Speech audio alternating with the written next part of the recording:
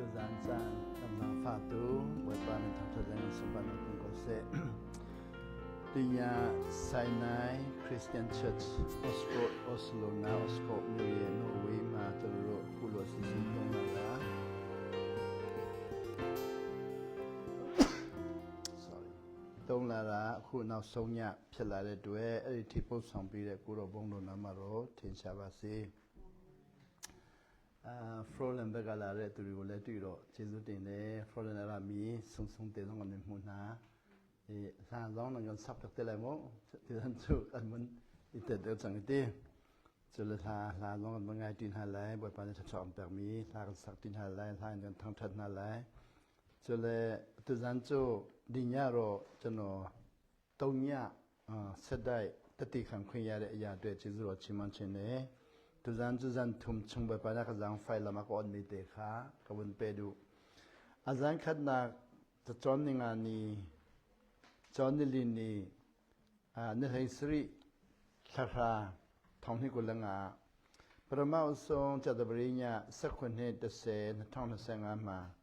ငြိမ်းချမ်းရေးအရှင်လို့ဟေရှာယခန်းကြီးကိုအငယ်6မှာငင်းချမ်းရဲ့အရှင်ငင်းချမ်းရဲ့ဘယင်လို့ဟေရှာယကကြိုတင်ကြေညာပြီးမှသခင်ခရစ်တော်ကိုကျွန်တော်တို့နှစ်ပေါင်း900ကျိုမိတ်ဆက်ပေးတယ်ဆိုတာကိုတတိခံပါတယ်။စကြောင်းဒီထိုင်စရိနိခာနိကိုလင်းငါညာခန်အိုင်ဆိုင်ယာနိဘွေပိုင်စုခရိအရာဒင်းဝေဟိဒိနာဆောင်ပရံတီယာအရကန်ချင်ကြိုင်ကုမ်ဇစရိချုံဟာကိုနှစ်ပေါင်း900လုံးစောင့်ပါလို့ကျွန်တော်တို့စောင့်ခိုင်းတဲ့အတွက်ဣသရေလလူမျိုးတွေဟာနှစ်ပေါင်း900စောင့်ခဲ့တယ်။ဣသရေလမြေဖွံ့ပေါ်နေဒိနာဆံပရံခါကုမ်ဇစရိအင်ဟာတိမိခါအတတိခန်ဇဟန်ခါလီရီယတ်ခါနီကိုလနေကုမ်ကိုလကုမ်ငါနီယာမင်းညာ1830 2025မှာတော့ရှင်ပေါလုနဲ့နောက်ပြီးတော့ဟေရှာယကပြန်ပြောတယ်ဟေရှာယကတင်တို့သည်တဲ့ငင်းချမ်းရေးလမ်းစဉ်ကိုမတိကြဘူးလို့ဟေရှာပြောတယ်အဲ့ဒါငင်းချမ်းရဲ့အရှင်လာမယ်တဲ့ပေါနိခန်နနိဇိုဒိုင်နလမ်ပီနန်ထိုင်လောယေရှုခရစ်အရနဝယေရှုခရစ်စံပရဟံရာတဲ့ဇဟန်ခါကန်ချင်ထန်တင်တို့ဒီငင်းချမ်းရေးလမ်းစဉ်ကိုမတိကြဘူးတဲ့ငင်းချမ်းရဲ့ရှင်ဘုရင်လာပြီးတော့ပေးမယ်တဲ့ဆိုရှင်ပေါလုကလည်းပြန်ပြောတယ်တင်တို့ဒီငင်းချမ်းရေးလမ်းစဉ်ကိုမတိကြဘူးတဲ့ငင်းချမ်းအရှင်လာပြီးပြီတဲ့နနိကျိုဒိတ်နလမ်ပိခါနန်ထိုင်လောစမဆလဘဝပါစုခရစ်ဒိတ်နစံပရံပါနေအန်ပေနာလိုက်တိမိခဇဟနာကန်ချင်ထန်တဇန်ကျိုအဇန်ထုမနာဟေခဘတ်လန်ခါကဝန်ပေထန်လိုက်ဒီညတတိယနေ့မှာတော့ငင်းချမ်းရေးပြုလို့သူများ၏စင်ခေါ်မှုဘောနော်ဒိတ်နတော်သူနာ၏အန်ကန်ဆောမနင်းสิ่งของมุสลิมลายฮอลินจุนอันกันซ้อมหนึ่งมูอันกันชิมหนึ่งตัดเตียนกันคันหนึ่งขากับมันชิมตัวลายมูจนรู้ยิงใช้พิวลุตุมีไอสิ่งของมูคู่เชมาโรยิงใช้ชิมไปยินตะเคียนคริดโดโลกาจิวจ่อลาบิโรยิงใช้ปีลาดาฮานิปองหัดทางสิตารีอัตุจูได้นักสัมปรังปาจิสุครินีวลัยอาราตกตะกีเวลาจงปีขาได้นาอะไรกันเปลี่ยนนาขากุมทองนี่พันจังจุดที่กับปอลนี่ขันยิสุคริอวันเจ้าหันติกาได้นาขาอาเจ้าตักเช่นปอลว่าตะเคียนคริสโดซาตินเล็กขันได้นี่มา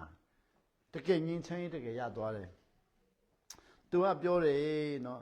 อะเกยตะเคียนคริสโดตาตูมาจงแค่บุษย์เนี่ยเนาะตัวสิบเว่ใจเว่ลูตัมหูเนี่ยตัวตัวบวชคุลงตรงเมย์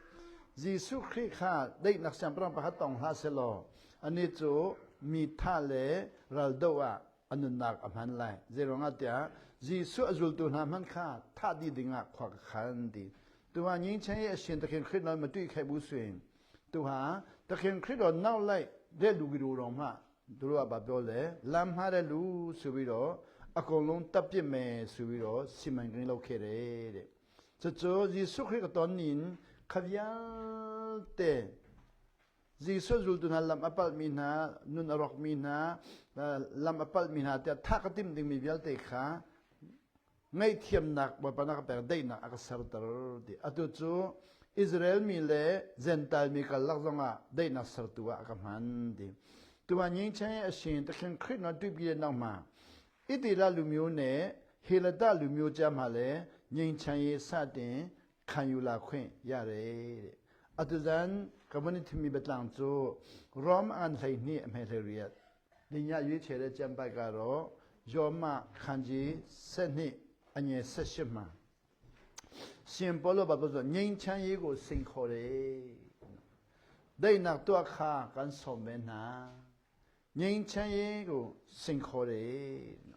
ဒိတ်နောက်တော့ခါကန်ဆုံမဲနာချိုမရန်ဟောလာချွန်းဘောလနဲ့တယ်မီချို if it depends on you if it depends on you ဆိုမြန်မာလိုဘာသာပြန်မယ်စင်တင်တို့ဝတ္တရားရှိလာရင်တဲ့တင်တို့ဝတ္တရားဖြစ်လာရင်တဲ့လိုက်ဟောလန်ဆရာကျွန်းနန်မနန်တွန်းဘဝအရာအဆရာကျွန်းဒီနန်မကျွန်းကအဒီရဆရာကျွန်းဒီ make peace with everyone မိဗျာတဲ့ဒိနောက်တော့အထင်ကိုတင်တို့ဝတ္တရားရှိလာရင်တဲ့လူရနဲ့ငြိမ်းချမ်းရေးလုပ်ဖို့ကိုရွေးချယ်ပါတဲ့ if it depends on you make peace with everyone ယောမခိုင်စတဲ့ညဆက်ရှိအင်္ဂလိပ်လိုကြတော့ if it depends on you make peace with everyone တင်တို့ကနော်ဝတ္တရားကြက်လာရင်တင်တို့တာဝန်ဖြစ်လာရင်တဲ့လူတိုင်းနဲ့ငြိမ်းချမ်းရေးလုပ်ဖို့ကြိုးစားပါnan ma chunga tuan bo arak umusya chundi mi vial te he dei nak to kha I thimu shima de khanyinga nye ko ma lo takin khrit do pyo de no nyin chan ye pyu lu to tu ri kaung ji yare ba chaung le su ro tu ro ko phaya takhin ta tami mya lo akho khan chin khan ya me jini takin khrit do lo ka ji jo laနှစ်ပေါင်း1000ဖြစ်ပြီးနောက်မှာအခုတကဘာလုံးမှာငြိမ်းချမ်းရေးပြုလုပ်သူတွေရှိတယ်ငြိမ်းချမ်းပြုလုပ်သူတွေကသူတို့ငြိမ်းချမ်းရေးပြုလုပ်တဲ့ခါမှာအသက်ပါပေးပြီးတော့လုပ်တဲ့လူတွေအများကြီးရှိတယ်ဂျေဆုခရစ်ဝါလမ်တာที่นัวได้นักตัวเป็นนัวนี่เนี่ยปอลินอัทอกီได้นักตัวมินาตั้มเปียนุมข้าได้นักตัวมินาข้าได้นักตัวรองะนุนนักอเปมีอันตั้มตะตักอันตั้มตะตักจุกามหัวหน้าจุนบอยไปสู้โนลังไงรองะนุนนักอเปมีได้นักตัวมือปีเตอร์จองนี่นุนนักอเปได้นักตัวนักะปอลจองนี่นุนนักอเปได้นักตัวนักะสตีเวนจองนี่นุนนักอเปได้นักตัวนักะเอลูเบยิงชัยโลบด้วยเนาะตัวစက်ကပ်ပြီးတော့စင်ခေါ်တဲ့ခါမှာရှင်ပေါလုလည်းအသက်ပေးတယ်ရှင်ပေတရုလည်းအသက်ပေးတယ်စတီဗန်တို့လည်းတတိဖန်တို့လည်းအသက်ပေးတယ်ထိုနည်းလည်းကောင်းမတမန်တော်12ပါးအလုံးကလည်းအသက်ပေးတယ်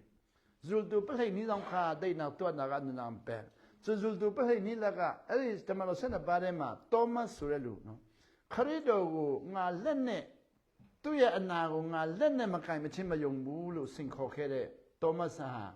ခရစ်တော်ကိုသူကလက်နဲ့ကင်ပြီးနောက်မှာ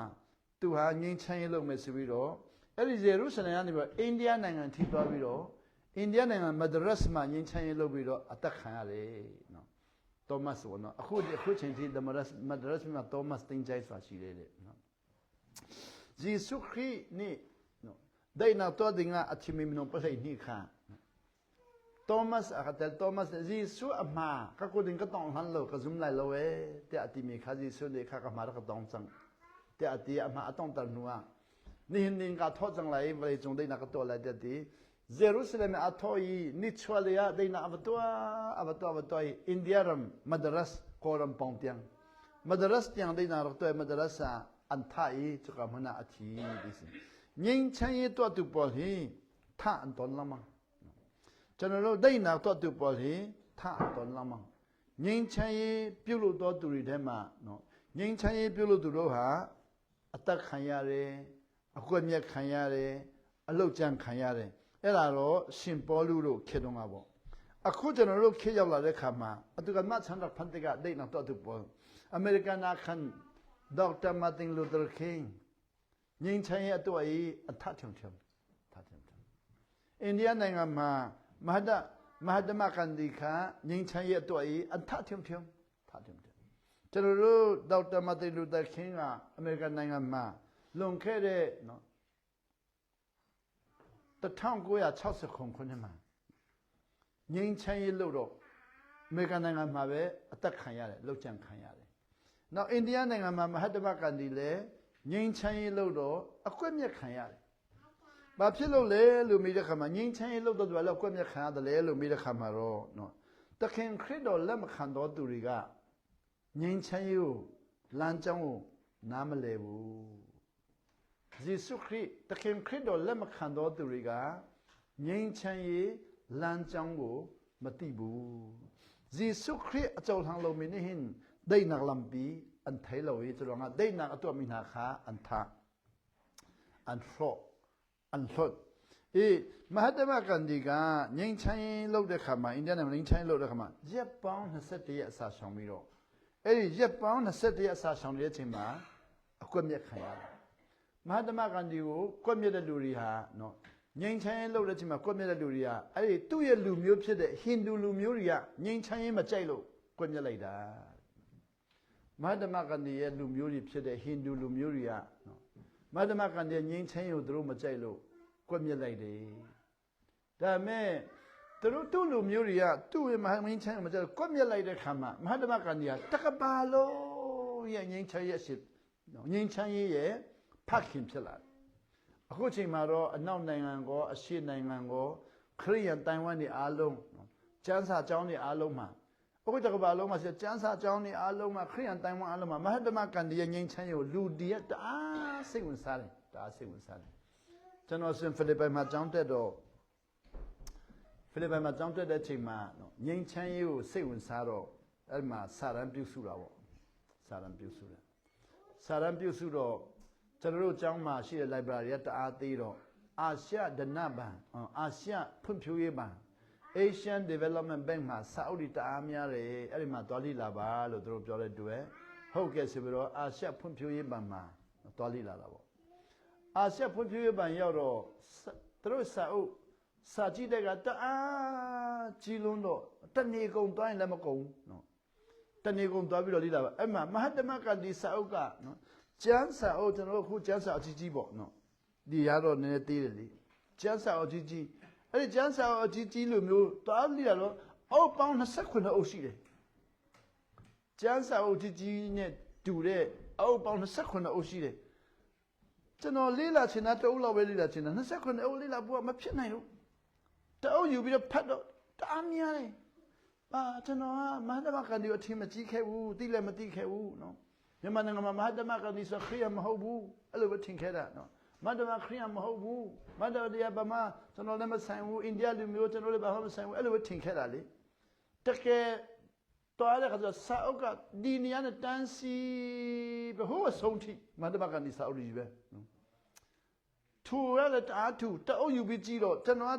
တပတ်လုံးဖတ်ရင်တော့မကုန်မှာမဟုတ်ဘူးတအုပ်ကိုအဲ့တော့29အုပ်ဖတ်ရမယ်ဆိုတော့စဉ်းစားပြီးအုံနောက်ကိုမြရတဲ့တကယ်ချင်းကိုမေးတာပေါ့ဘာဖြစ်လို့မဟာတမဂန္ဒီစာအုပ်အဲ့လောက်တော့များတယ်လေလို့ပြီးတော့အဲ့ဒီမှာရှိတဲ့ဒေါက်တာပွဲရတဲ့ဆရာကြီးတွေကခင်ဗျားနားမလည်ဘူးလားတဲ့ကဘာပေါ်မှာငြိမ်းချမ်းရေးလုပ်တော်သူများထဲမှာတခင်ခရစ်တော်မှလွှဲရင်သူဟာတဲ့နော်ငြိမ်းချမ်းရေးသဘောပေါက်ဆုံးဖြစ်တယ်အနောက်နိုင်ငံအားလုံးကလည်းသူ့ကိုလေးစားတယ်အရှိတိုင်းမှာရှိတဲ့ကောင်းဆောင်တွေအားလုံးသူ့ကိုလေးစားတယ်ဆိုခင်ဗျားမလေးစားကျွန်တော်မလေးစားခင်ဗျားနားမလည်သူဖြစ်မယ်ဆိုအိုးဟုတ်တာပဲနော်နားမလည်သေးတဲ့လူတွေကလေးစားမှမသိဘူးနားလေလေးစားစောက်တာနောက်ပိုင်းကျွန်တော်တအားလေးစားလာပြီးတော့အိန္ဒိယနိုင်ငံဒေလီမြို့သွားတဲ့ခါမှာတော့ကျွန်တော်သွားလိလာတာပေါ့သူ့တင်ချိုင်းကိုသွားလိလာသူ့တင်ချိုင်းမှာသွားလိလာတော့ဒီနေရာနေပြီးတော့21ရက်စာရှောင်ပြီးတော့ဒီနေရာမှာလမ်းလျှောက်လာပြီးတော့ဒီနေရာရောက်လို့ကျွန်တော်တန်းနဲ့ပြစ်ခံတယ်ဆိုပြီးသူပြောတာဟုတ်ဆိုတော့သူ့ရဲ့အစာရှောင်တဲ့နေရာနောက်သူ့စာဆောင်တဲ့နေရာနဲ့ထွက်လာပြီးတော့လမ်းလျှောက်တဲ့နေရာလမ်းလျှောက်ပြီးဒီနေရာရောက်တဲ့ချိန်မှာတန်းနဲ့ပြစ်ခံတဲ့နေရာသူတို့အားလုံးမဟာတမဂန္ဒီရဲ့ခြံပေါ့ခြံဒီမှာတန်းပြစ်ခံရတယ်ဆိုတော့သူတို့တားလေးလာတော့အဲ့ဒီမှာသူ့အစာရှောင်တဲ့နေရာနဲ့သူထွက်လာတဲ့နေရာနဲ့တန်းနဲ့ပြစ်ခံတဲ့နေရာမှာစာရီရေးထားတာပေါ့နော်စာရီအဲ့ဒီစာရီကိုဖတ်တော့ကျွန်တော်ကကျမ်းစာဖတ်ပြီးမှသွားတာကိုအိန္ဒိယနိုင်ငံကိုကျမ်းစာဖတ်တော့ ရှင်မတဲ့ခန်းရင်ငါတဲ့စာရီပဲရေးထားတယ်နော်တခင်ခရစ်တော်ကဗာလေစိတ်နှလုံးနှိမ်ချသောသူတို့ဒီမင်္ဂလာရှိအကြောင်းမူကားကောင်းကင်နိုင်ငံတော်တွေသူ့အတွက်ဖြစ်တယ်စိတ်မသားကြီးတော်တဲ့လူကကောင်းကြီးရ၏အကြောင်းမူကားဘုရားခင်မဆာလိမ့်မယ်နော်စိတ်နှလုံးနူးညံ့တိမ်မွေးတဲ့လူတွေကောင်းကြီးရပါတော့မြင့်ကြီးမွေးခံရမယ်အဲ့ဒီသူကရေးလာတာလေကျွန်တော်ဇနီးပြောပြတာပေါ့ခတော်ကြည်စံနော်မဟာဓမ္မကန်ဒီအစာဆောင်ပြီးတော့ထွက်လာပြီးတော့လမ်းလျှောက်လာပြီးတော့တဏှတ်ပြစ်ခါတဲ့နေရာမှာရှင်မသေးပဲသူတို့ရေးနေတယ်ကြည်စံဆိုတော့တော့လည်းရှင်မသေးလို့မရေးထားဘူးလေဒါပေမဲ့စာပဲရေးထားတယ်ရှင်မသေးမပါဘူးဒါရှင်မသေးတွေကပဲရှင်မသေးတွေကပဲရှင်မသေးတွေကပဲပြောတော့အဲ့ဒါနဲ့ကျွန်တော်မျိုးသူကရှင်မသေးလို့မရေးထားဘူးဆိုတော့နော်ဘာဖြစ်လို့လဲမသိဘူးတွားမေးကြည့်အောင်ဆိုတော့အဲ့မှာချမ်းမတွားမေးတာပေါ့ခင်ဗျားတို့ဒီမှာရေးနေတဲ့စာရီအားလုံးဟာဘယ်ကကူးတယ်လဲလို့ပြောပြီးတော့မဟာဓမ္မကန်ဒီကပြောတာ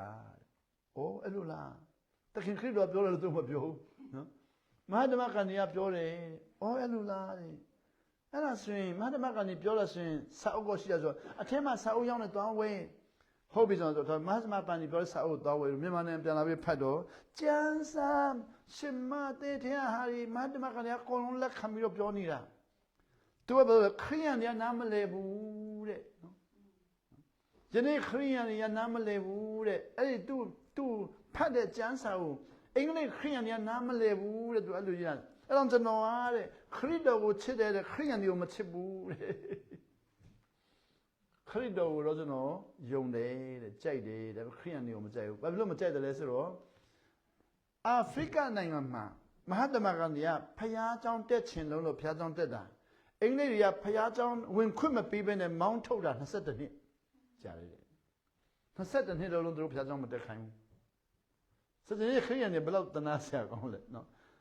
တခင်ခရစ်တော်ကျမ်းစာအုပ်ကန်ပြီးတော့ခရစ်တော်ရဲ့နော်နိုင်ငံတော်တရင်ကောင်းနားမလည်ဘူးလေဆိုတော့မဟာတမကန်တွေအာဖရိကနိုင်ငံမှာအဲ့ဒီမှာနော်ခရိယန်ဒီလောက်ခရစ်တော်လောက်အော်ဆရာကောင်းတဲ့ခရစ်တော်သူနော်သူတို့ရှိခိုးလာတွားလေးလာမယ်တွားနာထောင်ဆိုဖျားချောင်းသွားတော့တကဝမှာပါရေးလေကလားနဲ့ခွေးမတက်ရနော်အမေရိကန်အင်္ဂလန်တွေကနော်အင်္ဂလိပ်တွေကဘလောက်ထိခရိယန်ဖြစ်လာတဲ့လူတွေကဘလောက်ထိကျမ်းစာနားမလဲတလဲဆိုတော့အင်္ဂလန်နိုင်ငံသားတွေကကျမ်းစာနဲ့ကောင်းကြီးရတဲ့လူတွေကကျမ်းစာနဲ့ကောင်းကြီးရတဲ့လူတွေကကျမ်းစာဘလောက်ထိနားမလဲတလဲဆိုတော့တခင်ကငါထောင်ကြတဲ့ခါမှာသင်တို့ငါ့ကိုရေတိုက်တယ်ငါအဝတ်မရှိတဲ့ခါမှာသင်တို့ငါ့ကိုအဝတ်ပေးတယ်ငါဗိုက်စားတဲ့ခါသင်တို့ငါ့ကိုထမင်းကျွေးတယ်လို့ခရစ်တော်ပြောတဲ့ဟာကိုခုမဟာတမကနေကတွားတဲ့ခါမှာသူတို့ကတကပေါက်နဲ့လုံးဝမဝင်ခိုင်းဘူးတကပေါက်လုံးဝမဝင်ခိုင်းဘူးစမဝင်ခိုင်းတော့သူလည်းဝင်ချင်တယ်လို့ပြောသူကမဝင်ခိုင်းဘူးဆိုတော့သူကအာဖရိကနိုင်ငံမှာအဲ့ဒီဘုရားကျောင်းမဝင်နိုင်လို့စိတ်နာရင်းနဲ့22နှစ်စိတ်နာတယ်မဟာကဓမ္မကလည်းပြန်ပြောတယ်ကျွန်တော်22နှစ်စိတ်နာတာဟာတဲ့တခင်ခရစ်တော်သဘောပေါက်ဖို့အကူအညီများဆုံးရတယ်ကျွန်တော်တို့ရထင်သေးခံတဲ့အချိန်မှာတခင်ခရစ်တော်နားလည်ဖို့အကူအညီများဆုံးရတယ်နော်အဖေခံတဲ့အချိန်မှာတခင်ခရစ်တော်နားလည်ဖို့အကူအညီများဆုံးရတယ်နော်ကျွန်တော်တို့အထီးကျန်တဲ့အချိန်မှာတခင်ခရစ်တော်နားလည်ဖို့နေရာအများအကောင်းဆုံးဖြစ်တယ်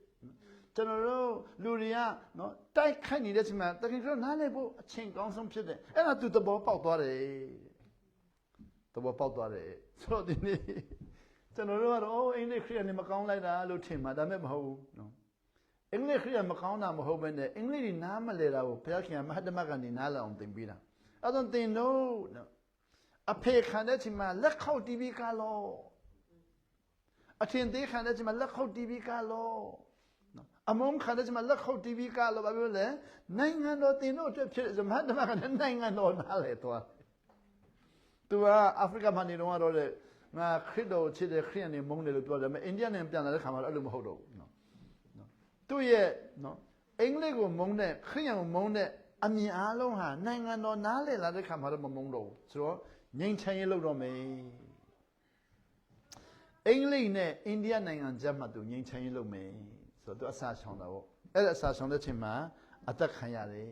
ဆိုတော့မဟာဓမ္မကလည်းတခင်ခရစ်ပြောသမျှအားလုံးကိုအိန္ဒိယလူမျိုးတွေရှိမှာခရစ်တော်ကပြောတယ်လို့သွားပြောမပြောခရစ်တော်ကပြောတယ်လို့သွားပြောရင်တို့ချက်ချင်းတတ်မှာဟုတ်နော်အိန္ဒိယလူမျိုးတွေကအနောက်တိုင်းခရစ်ယာန်လုံးဝမကြိုက်တော့ဘူးလေနော်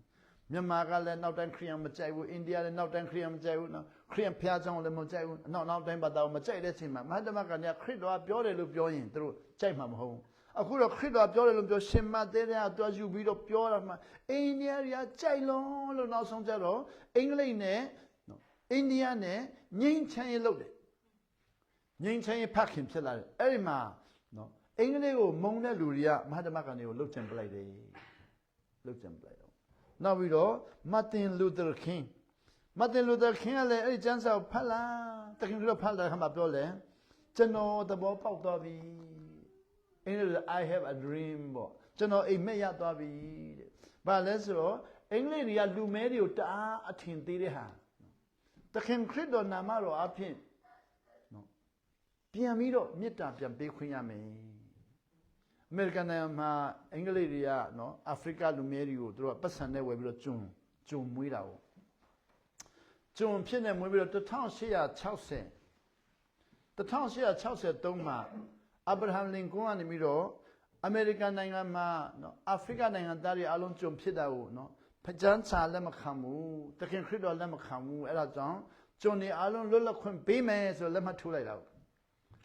1860မှာလက်မှတ်ထိုးလိုက်တော့တမန်တော်လင်ကွန်းတို့တပ်ပလိုက်တယ်တခင်ခရစ်တော်ရဲ့ငြိမ်းချမ်းရေးကိုနားလည်လာတဲ့လူကိုနားမလည်တဲ့လူကအမြဲတမ်းကွက်မြတ်တယ်နော်ကွက်မြတ်ဆိုအဗြဟံလင်ကွန်းကိုနော်ဂျုံ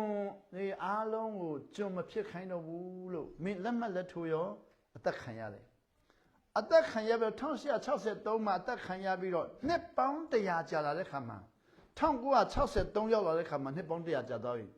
နှစ်ပေါင်း100ကျတော့အမေရိကန်နိုင်ငံမှာအင်္ဂလိပ်တွေကအာဖရိကနိုင်ငံသားတွေကိုအထင်သေးတော့မုံတော့ဂျုံမဟုတ်တော့ပြီမဲ့နေရာကောင်းမပေးသေးဘူးတင်းဦးဆရာလည်းမလုပ်ခိုင်းသေးဘူးကျန်းစာကြောင်းလည်းမတက်ခိုင်းသေးဘူးနော်နောက်ကျန်းစာဖတ်ရင်တော့မှသူတို့ကနားလည်နိုင်မှာမဟုတ်ဘူးလို့သူကထင်သေးတော့နော်အခုအင်္ဂလိပ်တွေကကျွန်တော်အာရှတွေကိုလည်းလေကျန်းစာနားလည်နိုင်မှာမဟုတ်ဘူးတဲ့နော်အခုကျွန်တော်တို့ကျန်းစာကိုနော်အခုကိုရောရဲ့မေတ္တာနိုင်ငံတော်နဲ့မကြည့်ဘဲနဲ့ theology နဲ့ကြည့်ရင်အခုကျမ်းစာမှာ theology လို့ခေါ်တာပေါ့ကျမ်းစာ theology မှာတော့အင်္ဂလိပ်ကပြောလဲအာရှတွေက theology နောက်နှစ်ပေါင်း100မှလည်းနားလည်မှာမဟုတ်သေးဘူးတဲ့နော်အင်္ဂလိပ်တွေနားလည်တဲ့ theology ကိုအာရှသားတွေနားလည်နိုင်မှာမဟုတ်သေးသူတို့က theology ဆိုပါလေစဉ်းစားနိုင်မှုတွေးခေါ်နိုင်မှု theology လို့ခေါ်တယ်အခုတခင်ခရစ်တော်ဟောတာကြတော့စဉ်းစားနိုင်မှုမဟုတ်ဘူးတွေးခေါ်နိုင်မှုမဟုတ်ဘူးခွင့်လွတ်နိုင်မှုနှိမ့်ချနိုင်မှုနော်စဉ်းစားပြီးထက်ရောက်ခြင်းမဟုတ်ဘူးခွင့်လွတ်ပြီးတော့အနှိမ့်ဆုံးသောသူထီကိုစာနာထောက်ထားတယ်ဟောဆိုအဲ့ဒီမှာမာတင်လူသာကင်းကကျွန်တော်မြင်သွားပြီအမေရိကန်နိုင်ငံမှာမကြခင်မှာလူဖြူနဲ့လူမျိုးကြားမှာအထင်သေးတာခွဲခြားတာနော်အမြင်ဆောင်တာဘေးဖယ်တာတွေလွတ်ကင်းလာပြီးတော့ခွင့်လွတ်ကြလိမ့်မယ်လို့မြင်တယ်လို့နော်အမေရိကန်နိုင်ငံရဲ့ဝါရှင်တန်မြို့တော်ရဲ့နော်သူတို့နော်ပါလီမန်ရှိမှဟောတဲ့ချိန်မှာသူတို့တပ်ပလိုက်တနက်နဲ့ပြစ်ပလိုက်တနက်နဲ့ပြစ်ပြီးတော့1960ခုနှစ်မှာသူတက်ခံရတယ်အခုတော့နော်နှစ်ပေါင်း80ဖြစ်လာမှာပေါ့နှစ်ပေါင်း60ကျော်လာပြီပေါ့အခုတော့အမေရိကန်နိုင်ငံမှာမာတင်လူသာကင်းရဲ့တရားဟောချက်နဲ့တသက်ခံချက်ကိုနားလေသဘောပေါက်တဲ့လူတိုင်းကလူမျိုးခွဲခြားရေးမကြိုက်တော့ဘူးခရိယန်တွေမှာတော့ထင်ခွဲခြားတာလည်းသူမကြိုက်တော့ဘူးခုကျွန်တော်မြန်မာနိုင်ငံမှာတော့ချင်းတော်မှာတော့ဒေါက်ထင်နဲ့မတက်ရတဲ့ AG ကနှစ်ချင်းမကြိုက်နှစ်ချင်းနော် UPC ကိုကြိုက် UPC ကနော်နှစ်ချင်းမကြိုက်သူတို့ကဒေါက်ထင်နဲ့ခွဲခြားတယ်အမေရိကန်မှာသူတို့မကြိုက်တော့ကျန်းစာနာလေဒေါက်ထင်ပျက်စီးလေပေါ့ဒေါက်ထင်ဆိုတာတဲ့ကျန်းစာသဘောပေါက်လို့ဖြစ်လာတဲ့အရာမဟုတ်ဘူးတဲ့ကျန်းစာတဲ့မိမိအကြိုက်ဆုံးအပိုက်တွေကိုယူပြီးတော့တယောက်နဲ့တယောက်အထင်သေးတာဆိုဒီနေ့ငြိမ်းချမ်းရေးရှင်ပေါလုပြောတာတင်တို့တာဝန်ဖြစ်လာရင် if it depends on you တင်တို့တာဝန်ဖြစ်လာရင်တဲ့လူတိုင်းနဲ့ငြိမ်းချမ်းရေးယူဖို့ပြုလုပ်ပါနမဂျုံကဘခနာအောင်ဒင်းစီယာဂျုံဒီမီဒီယာတဲ့ဒိုင်နာတော့တဲ့ကဘက်ချေကိုဆိုဒီအခွင့်ရေးဟာ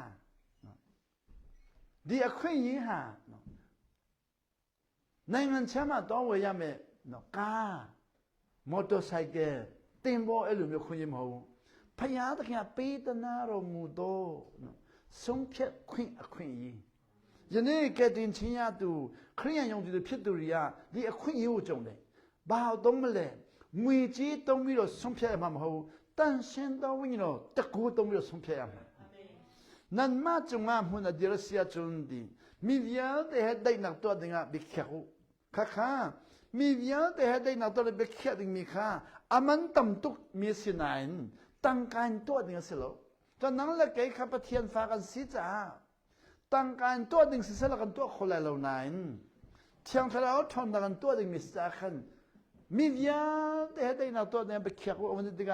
အိုပတိယန်ဖာကစီကေမဘိခတန်ဖန်ဂျန်မိဗျာတဲ့တော့ဘိခခလာခဏခေတိကအမန်လျမ်တင်မိခချန်ထလာထွန်တော့မှန်လိုက်ဒီစီယနေ့ကျွန်တော်ဟာဖယားတသမီဖြစ်ခွင့်ရပါပြီဒီနေ့ငိမ့်ချမ်းရေးလုပ်မယ်လို့ဆုံးဖြတ်တဲ့အခါမှာအဲ့ဒီငိမ့်ချမ်းရဈေးကြီးတယ်တန်မိုးကျတဲ့သူများကိုငိမ့်ချမ်းရေးလုပ်ပါလို့သွားပြောရင်တို့ပေးနိုင်မှာမဟုတ်မိမိကငိမ့်ချမ်းရေးလုပ်မယ်ဆိုရင်ဝိညာဉ်တော်တကူနဲ့လုပ်လို့ရတယ်အဲ့ဒါကြောင့်ကျွန်တော်အမထိုင်းငန်ပငါမေပကွာခန် Blessed are the peacemaker ယေရှုနဲ့ချင်းတမ်ဒိနာတော်သူပေါ်ဟိဆက်ချွန်ကြုံThey will be called sons of God. But yan fa dia out and silai. They na ato tu khi. Chatsuan chau chang. Atwa kan ma buhi they na to si na tia anga lai lo. Zeta midang phana fial kholo dis. Kan in chung khar they na to sin anga lai lo. Zeno anda in chung khar na fial kholai lo. Nu lava kha they na to sin na fial kholai lo. Zena nu pi kha na fial kholai lo. They na to kha ti. Sim na kin to a chun aman tam tuk. 天那个多少门当都，只要他那个多少门当都咋，好门的小可来了。真罗米大叔嘛，年轻一路样路表演，喏，米大叔台湾有看路样很好，顶看。真罗顶到嘛，年轻一路样顶嘛是顶到有来看路样很好的，年轻一时啦，拍下得跟白那撇多张，路大个啊铺卡嘛变很，日子龙呢，哎那种秘密孤单，拍下得撇的。ငိမ့်ချမ်းရေးလုပ်မယ်လို့ဆုံးဖြတ်ရင်တဲ့တန်ရှင်းသောဝိညာဉ်တော်တကူသုံးလို့ရတယ်။ဆိုတော့ဒီနာခန်ချမ်းသောထွန်နံမှန်တဲ့ဒိတ်နောက်တော့တိမိခါဂျေဆုခရစ်တော်ပေါ်မီငိမ့်ချမ်းရေးတခင်ငိမ့်ချမ်းရေးအရှင်ဒိတ်နောက်ဆံပထံဒိတ်နောက်မပန်ရပေါ်မီခါနလာကင်းနမှန်နာချွန်းနံမနီနတော့ခောနံမခဒိတ်နောက်တော့သူနစလာချတိကနအင်ချုံခလာ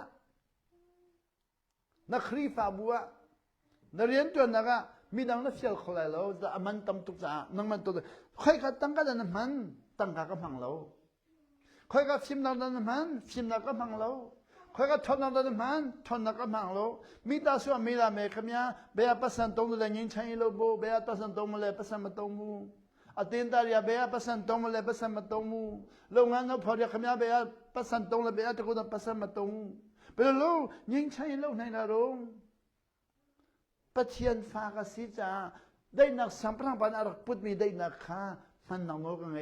ตั้งเช่นเราเด็กคนเนี่ยต้องคุยอะไรจะนว่าพยาตาจะมีผิดตัวจ้ายิ่งใช้เสียนเตลาโตยิ่งใช้กูตั้งเช่นเราเด็กคนเนี่ยต้องคุยอะไรรูปย่อยตัวเราเลยเอ็นนี่เอาลูกเช่นไรสมเพชชาบิโรวินาเลยไหมอันนี้ลองขัดได้นักตัวขานดูเสียจนปะเทียนฟ้าสิมีข้าวุ่นหลังไหลเช่นเราทนนำมันกันดูเวลาเราอุตส่าห์จำนักกันเวลายิสุขนี่เราอุตส่าห์จำนักตัวเลวะอาศัยขลมใจมั่งเราอาศัยช่างสู้ตั้งได้ใช่ไหมมาเพี้ยนในดาบมาไม่สิบุลุจนเราก็เช่นเปียเลยยิสุขนี่เราอุตส่าห์จำนักตัวเลวะอาศัยขลมใจมั่งเราเดียอาการจนเปียอาดูจู่อามังมินี่เป็นจังตรงนั้นดูเรียนตัวเป่าตัววิအပမီနာနီပြန်ခက်ကြံတဘောပေါလာလူရဆုံးပြတဲ့ချလိုက်ပြီပြန်ခက်မီနာနီဒိုင်နခန်တော့ထမကြံဆုံးပြတဲ့ချလာလူရငင်းချမ်းရောလှုပ်လာပြီလှုပ်လာတော့ကဘာကြီးမှာငင်းချမ်းရေးကျေပြတ်လာတယ်ပြန်ခက်မီနီငင်းချမ်းရင်ဒိုင်နန်တော့မှာဤအန်ပောင်ကမဒိုင်တော့မကြံဆုံးပြတဲ့ချလာလူရငင်းချမ်းလှုပ်လာတော့ငင်းချမ်းရကျေပြတ်လာတယ်အခုဆိုရင်နော်ဝေးနိုင်ငံကျွန်တော်ရောက်လာတယ်ငင်းချင်းနိုင်ငံ လို့တို့ခေါ်တယ်နော်ဝေးနိုင်ငံရောက်လာတယ်နော်ဝေးနိုင်ငံတို့ငင်းချိုင်းနိုင်ငံတဲ့နော်ဝေးရံကဖန်နော်ဝေးရံပေါ်နဲ့မခါဒိတ်နာရမနတီ Nobel Prize တင်ဟမ်ပဲ Nobel ဒီမျိုးနော်ဝေးရံနမ Scandinavian ရမေမီပါ Nobel အမမင်မူ Nobel ဒီမီပါနေငင်းချိုင်းရတော့ဇာအမမင်နမ်ဖန် Nobel နေခန်ငင်းချိုင်းကတော့လိုက်တဲ့အတီငင်းချိုင်းရတော့အေးအတူငင်းချိုင်းရတော့မိခါအမမင်နမ်ဖန်ဇံအေ Nobel Prize ဒီမျိုး看年轻人到都把名字，啊，就说 Nobel 对看 Nobel 对这个年轻人是你被报你的，这个人家咯，你 Scandinavian 挪威呢、丹麦呢、瑞典嘛是的，喏 ，Nobel 说了话，年轻人都要说落来的，年轻人咯 ，Scandinavian 年轻人，挪威呢年轻人来的看嘛，可能年轻人落在路里头来数倍来的，啊，可能 Nobel 说年轻人。လို့လူတွေကသဘောပေါက်လာတယ်ကျွန်တော်လည်း Nobel ဆုဆိုရင်ငြိမ်းချမ်းရေးဆုပေါ့တကယ်တမ်းကျတော့ငြိမ်းချမ်းရေးဆုမဟုတ် Nobel ဆုပဲ Nobel ကငြိမ်းချမ်းရေးအရင်လုပ်တယ်အခုတော့နောက်ဆက်တွဲငြိမ်းချမ်းရေးဆုပေးလာတယ်နှစ်ပေါင်း100ကျော်ပေးလာတာပေါ့နှစ်ပေါင်း100ကျော်ပေးလာတဲ့ခါမှာတော့သူ့ဆုကငြိမ်းချမ်းရေးဆုဖြစ်လာတာပေါ့နော်ဆိုတော့ဒီနေ့ငြိမ်းချမ်းရေး Nobel ဆုရဖို့ရတဲ့နော်အရေးချင်းတွေကကျန်းစာနဲ့မစစ်စီးတော့ဘဲနဲ့နော်အခုတော့ဗာလဲသူ့ရဲ့ဘဝကိုသူတို့စစ်ဆေးပြီးမှပေးလာတာပေါ့သူတို့ဘဝကိုကြည့်တဲ့ခါမှာတဲ့ငြိမ်းချမ်းရေးဘယ်လောက်ထိသူတို့နော်ငြိမ်းချမ်းရေးတဲ့ဘယ်လောက်ထိသူတို့ရဲ့အသက်ကိုဘယ်လောက်ထိယဉ်တယ်လဲသူတို့ရဲ့နော်မြစ်တာဘယ်လောက်ထိယဉ်တယ်လဲသူတို့ရဲ့ခွင့်လွှတ်ခြင်းဘယ်လောက်ထိယဉ်တယ်လဲဆိုတော့စစ်ဆေးလာပြီးလောကကြီးမှာနှလုံးသားကိုယဉ်လာတဲ့လူတွေအများကြီးပြိုင်ဆိုင်လာကြတာပေါ့ရှင်ပေါလုပြောတဲ့တဲ့ဆိုတင်းရဲ့ဝတ္တရားကြုံတွေ့လာရင်တင်တာဝန်ရှိလာရင်တဲ့တင်ကဆုံးဖြတ်ချက်ချမဲ့အခြေအနေရောက်လာရင်တဲ့လူတိုင်းနဲ့ငြိမ်းချမ်းရေးလုပ်ဖို့ဆုံးဖြတ်ပါနံမနကုတ်ငါဘခနာအုံးတင်စီယတ်နံမနရီယန်အရက်စီစီယတ်မီဗျာတဲ့ဒိနာတော့တင်ငါဗျက်ချက် is on move if it depends on you make peace with everyone ရှင်ဘောလို့ဆက်ပြောတယ်နော်Jesus Christ on me di karahar to receive di. English jaro when we meet Jesus Christ on our candy we encounter it is the mystery no he the mystery di means huweto pui ha chim chede lai holin chun a thup mi be khiesieได้หนักตัวคนหนักทนหนักตั้งการในพันข้อโลมีฟิล์มหนังในพันข้อโลมีเชียงทะเลทนหนังได้หนักตัวมีอาทุบมีทนหนักเสียมวยจีเนี่ยโลโลเนาะยิงใช้ไม่ยานให้มู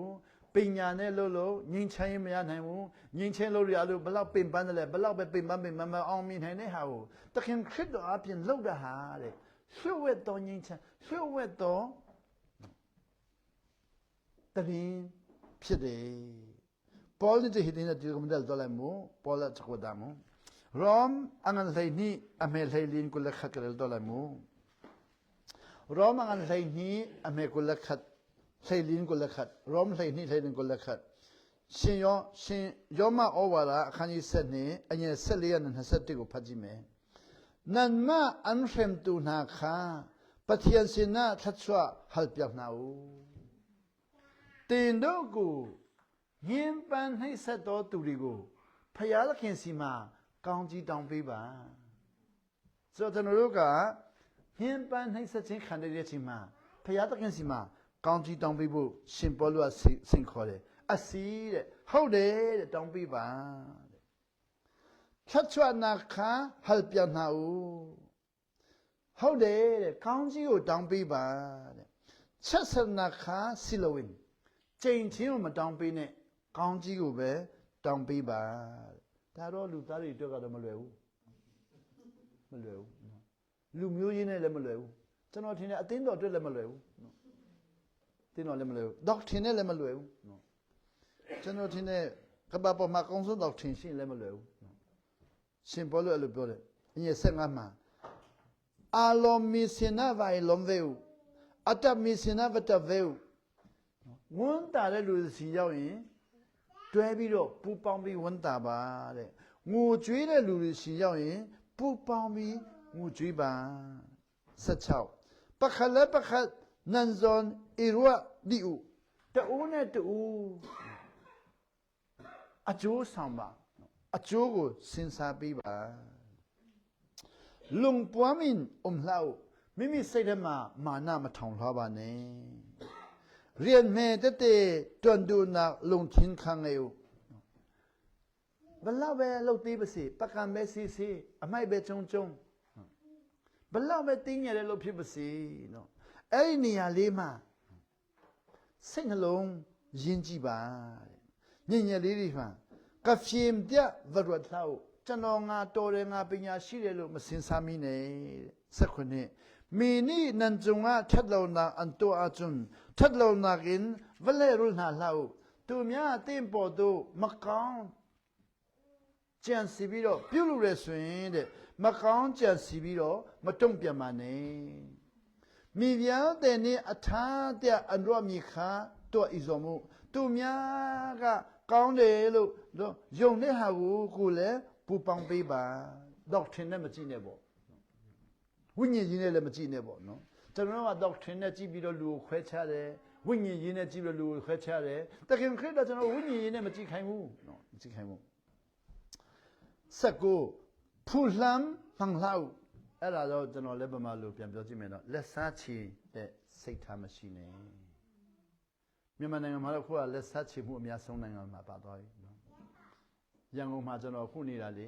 မနေ့တိုင်းနေ့လေထဲမှာလက်စားချီကြတယ်နော်လက်စားချီကြတယ်ချကြတာပဲနော်နောက်ပြီးတော့နော် Facebook ကြည့်ရင်လည်းလက်စားချီတဲ့နေရာပဲဖတ်ရတယ်နော်လက်စားချီတာပဲတွေ့တယ်နော် Facebook မှာလည်းနော်ချင်းတော်ပဲ Facebook ဖတ်လည်းလက်စားချီပြန်ပြီတဲ့အဲ့ဒါလို့ပြောဟာလေလုယာခေါ်လို့လည်းတမြောက်နော်လက်စားချီတော့ဟာလေလုယာပြောလို့လည်းတမြောက်ဆိုတော့ဒီနိုင်ငံတော်တရင်ကောင်းကတော့အတင်းတော်တွေ့တော့မလွယ်ဘူးခိုင်ကနာနော်ဒေါက်ထင်ကောင်းကောင်းရှိတဲ့တွေ့ပူဆူတယ်နော်ဒေါက်ထင်ခိုင်လေခွဲခြားမှုကြီးလေပေါ့နော်ဖူလမ်မှန်လာဦးလက်စားချီတော်အတုံးမပြုတ်ပါနဲ့ကနောက်လဲနာတို့တော့ဇောမသားတွေကိုငှညီလို့ပြောရနော်ပထျန်သင်းနတ်တူနီခန်ချူချူတော်တဲ့ကိုစေတင်တော့လက်စားမချီနေတဲ့ဖယားသခင်ရဲ့အမျက်တော်သားသူတို့ပေါ်မှာတက်ရောက်မှာပဲဖယားသခင်အမျက်တော်သူတို့မှာတက်ရောက်တော့တအားများနေပြီကိုယ်တိုင်ကမပူပေါင်းဘူးမပူပေါင်းပါနဲ့တကယ်တော့ပူပေါင်းတာအပူပဲလေနော်ဖယားသခင်ရဲ့နော်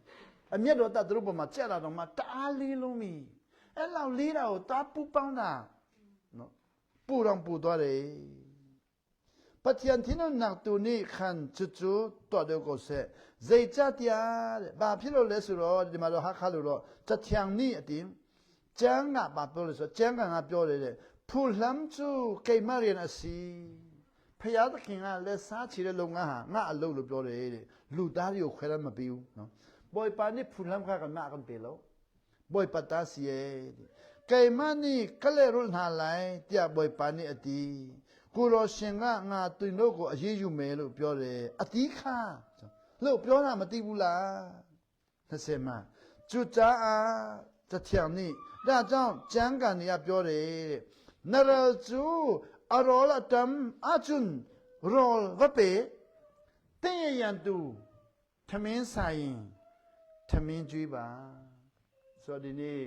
ရှင်ဘောလို့စင်ခေါ်တာတော့ကျွန်တော်မြန်မာနိုင်ငံမှာတော့မရှိဘူးရန်တူထမင်းပြည့်တာပြည့်တာတော့မှကျွန်တော်ကပါလေဘိုက်တော့ခွဲချင်တဲ့စိတ်ရှိတယ်နော်ဘိုက်ထဲဝင်ပြီးတော့ထမင်းတော့မှထုတ်ပြီးတော့ခါလဲလွှတ်ပလိုက်ချင်တဲ့စိတ်ရှိတယ်ပေါ့နော်သူကဘိုက်စားတဲ့ချိန်မှာထမင်းကျွေးပါနရဇူအရောလတမချွန်ရောဝပေအတိဟာလာချွန်တီဝပေရေစာရင်တော်ရေပေးပါရေပေးတာဈေးမကြီးပြီမဲ့လေရှင်ဘောလို့တော့တန်ဖိုးကြီးတယ်ရန်သူကိုရေပေးတာဟာရေတစ်ခွက်ဈေးမကြီးပြီမဲ့ရန်သူကိုရေပေးတဲ့အတွက်အဲ့ဒီရန်သူကိုရေပေးတဲ့လူဟာတန်ဖိုးတအားကြီးသွားပြီကျူတီနတ်တော်နာနိချွန်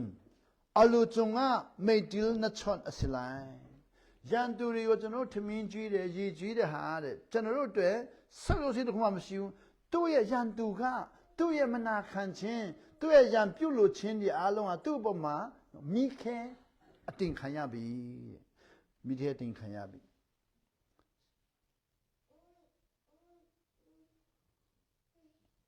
ati bang khan vatu au nasati aku nasati now song pai bo no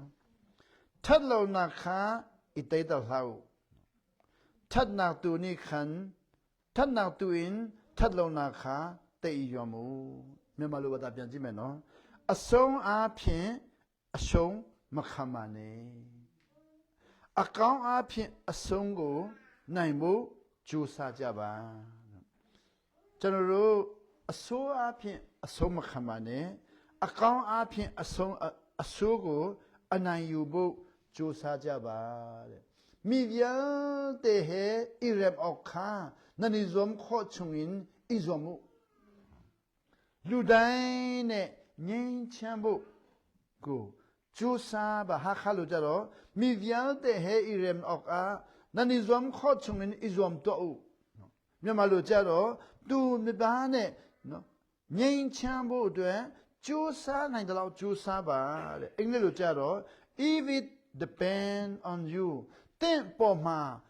နော်ဝတ္တရားရှိလာရင်တဲ့ make peace with everyone လူတိုင်းနဲ့ငြိမ်းချမ်းရေးပြုလုပ်ဖို့ကြိုးစားပါဒီညတော့ရှင်ပေါလုကလည်းကျွန်တော်တို့ဆင်ခေါ်တယ်တခင်ခရစ်တော်လည်းကျွန်တော်တို့ဆင်ခေါ်တယ်တမန်တော်တွေကလည်းကဘာကြီးကိုဆင်ခေါ်တယ်ကျွန်တော်တို့လည်းဖခင်သားသမီးဖြစ်ပြီးဆိုရင်ဆင်ခေါ်ခွင့်ရတာပေါ့သူဇာနာပေါနိကမခါကန်ဆောင်ပီတာဒေပေါလန်ကန်ဆောင်ဝဲကျွန်တော်အကျွန်တူကန်ထိုင်မနာအကန်ဆောင်တူပေါတမ်ပီဝန်ချုံပနာလူမင်းကန်ဆောင်ဝဲနိနကဲလန်းလောင်းဝန်ချုံပနာကန်လူလိုင်းပတိယန်ဖာကစီဒီယာကျွန်ကန်မလောင်းခါအထောဝဲဒငါมีนางมันสมโคนางหัวหน้าปะปะกันใช่จุดที่ได้นางตัวดิ่งอ่ะได้นางตัวมีนาจูดิปะเทียนฟ้าเดียอัดเอาหาไรก็รู้แล้วมันมีจูวันจงพัดถึงมันกันเอาได้เลยบ่เลยมันกันเอาอะไรที่มีมูก้องกินยาวมาพยาตาที่มีโลกขอคำมาละโลกามาแต่ชินได้ชิมาขอคำมาละကျွန်တော်နဲ့ကြတော့ဟာတတာအများတယ်နော်ချင်းအောင်သွားတယ်ချင်းအောင်မှာအခုဒီညလည်းလူနာဆူတောင်းပေးမယ်လေနော်ချင်းအောင်တနေ့ကိုလူနာအယောက်900တောင်းပေးတယ်နော်ဟောပျောက်တဲ့လူလည်းရှိတယ်မပျောက်တဲ့လူလည်းရှိတယ်စိတ်ဆွဲတဲ့လူလည်းရှိတယ်ဒေါသဖြစ်တဲ့လူလည်းရှိတယ်ဝန်တာတဲ့လူရှိတယ်ငိုကြွေးတဲ့လူလည်းရှိတယ်အများကြီးပေါ့နော်ဒါကတော့ကျွန်တော်ရဲ့လုံးမဟုတ်ဘူးလေနော်သူတို့ရဲ့ယုံကြည်ခြင်းဒါပေမဲ့သူတို့ကပြောဆရာဥပဥကတဲ့ကောင်းကြီးတအားရတယ်တဲ့ဖယားလူအစ်စ်ပဲတဲ့သူတို့ကကျွန်တော်ပြောတယ်နော်လိုက်တာဆယ်ဝန်မို့ဆိုထချအကျော်တို့ပထျန်မီဘတ်အစီကိုတရားအန်ကတိကေမခါပထျန်မီဘတ်နစီကိုဖယားလူပဲလို့သူတို့ကျွန်တော်ပြောကျွန်တော်ဖယားလူမဟုတ်ဘူးလို့ပြန်ပြောတယ်နော်ပထျန်မီကစီလဝဲနစီကိုဝဲကစီလဝဲနစီကိုဝဲဒီကစီလဝဲခမရဖယားတခင်လူပဲမဟုတ်ဘူးကျွန်တော်ဖယားလူမဟုတ်ဘူးဆိုအဲ့ဒါဆိုရင်ခမရပါလေဖယားသားပထျန်မင်းစဟောရနစီဒီပထျန်ဖာဒနာပေါ်ဟောပထျန်မင်းစီကနေဒီမှာအဇာတုတ်စံနမလမပေါ်ဟောလာဖယားလူလို့ခမရကိုကျွန်တော်ပြောတော့ခမရတအားမြတ်နေပြီတဲ့နော်နမြတ်တုတ်စံပထျန်ဖာကစီနာပေါ်ဟောခမရဝါကြွားတယ်ဆိုတော့ယနေ့ကျမ်းစာနားမလဲတဲ့လူတွေကကျွန်တော်ဖယားသားဖြစ်တယ်လို့ပြောတော့သူကဝါကြွားတယ်တကယ်တော့တခင်ခရစ်တော်ကလက်ဆောင်ဖြစ်နေပေးတာကျွန်တော်ကကြိုးစားထုတ်ပြီးတော့ရတာမဟုတ်ဘူးဖယားလူကိုကျွန်တော်မရနိုင်ဘူးကိုတော့ကျွန်တော်မပေးဘူးနော်ဖယားသားကိုပေးတာကိုတော့ပေးတာယူတာဖယားလူကိုတော့မပေးဘူးဖယားလူကဣတိရလူမျိုးတွေဣသရေလမျိုးဣသရေလminaจะปะเทียนเมียนซีบ่อยปานแปลกนะกันเนี่ยกันเปโลจุเดอะก็แปลกโลมันจะเสียนั่นก็แปลกဣသရေလမျိုးတွေဖျားခဲ့ဖျားလူလို့သူတို့ပေးလို့သူတို့ရတယ်ကျွန်တော်ကဖျားခဲ့ကျွန်တော်ခရစ်တော်ဖျားလူလို့မပေးဘူးဆိုကိုတော့မပေးတာခင်ဗျားတို့ကျွန်တော်ပေးတာကျွန်တော်ယူလို့မရဘူးบ่อยปานကแปลกเรามีปะเทียนมีปีนั้นก็แปลกสุกะลาขอโลบ่อยปานนี้ปะเทียนนี้อิสราเอลมีครับปะเทียนมีแต่แปลกไหนอัลลาห์ไกจูยิสุครินี่ปะเทียนฟ้าตะกินคือพยาตาလို့ပြောတော့ကျွန်တော်ယူလိုက်တယ်သူတို့ကလက်မခံနိုင်ဘူးတဲ့နော်တကယ်တမ်းဆိုရင်နားမလဲရင်ကျွန်တော်လက်မခံတာဒါအများကြီးအဲ့တော့အခုငြိမ်းချမ်းရေးလုပ်တော်သူတွေဟာတဲ့တခင်ခရစ်တော် ဖယားသားသမီးလို့ခံခါရမယ်ကျွန်တော်ပြောင်းပြန်ပြောကြည့်မယ်ဖယားသားသမီးတွေကပဲငြိမ်းချမ်းရေးလုပ်ရတယ်ဖယားသားသမီးတွေငြိမ်းချမ်းရေးဈေးကြီးလုံးတော့ဖယားသားသမီးတွေကလုပ်လို့ရဘာလို့လဲဆိုရင်ဖယားသားသမီးတွေကငွေကြေးနဲ့မလုပ်ဘူးပညာနဲ့မလုပ်ဘူးနာခံခြင်းနဲ့လုပ်တယ်တန်ရှင်းသောဝိညာဉ်တော်တကူနဲ့လုပ်တယ်ဒိတ်နာကျိုးတဲ့ပဋ္ဌာန်းဖာလေလောနဲ့တော့ခေါ်ဇေရောငါတိစံပဋ္ဌာန်းဖာလေကျိုးအန်ပါနိုးငိုင်းနာကန်တော့ချန်ထလောက်ထောင်းနန်တော့တန်ကန်နန်တော့ခေါ်တယ်လို့ฟิมนานตัวเขาที่เราจ้าปาโนลไงนังเล่เทียงทะเลาะทนานตัวจู่ๆยิสุนี่เราอึดจำดังอินอาศิขเราไม่ได้พังเราเออดีแต่คิดคืออาซาช่างสู้ดาวเจ้าเป็นแบบเช่นไหนเราบ้างไม่สิวอาซาช่างน่ะทมิเวสยามรู้ทมิเวสยามรู้ลาสาเลสาสยามรู้อาซาช่างสู้ดาวไม่ทมิแล้วมาเวไม่ทมิแล้วมาซาเอเสียทายยังไงรู้ๆอย่างนี้บลาวอังเสียก้อนเลยလူတွေဟာပြောင်းပြန်သွားတယ်ပတ်စံတအားကုန်မဲ့နေရာကိုအစားစားပြီးမှတို့လှုပ်ချင်ကြတာပေါ့ပတ်စံမကုန်မဲ့နဲ့စားရှောင်ပြီးတော့မလှုပ်ချင်ကြဘူးနာခံခြင်းနဲ့လှုပ်လို့ရတယ်အရောက်တိုင်းဖျားရှင်ကောင်းကြည့်ပြီးပါစေအာမင်အာမင်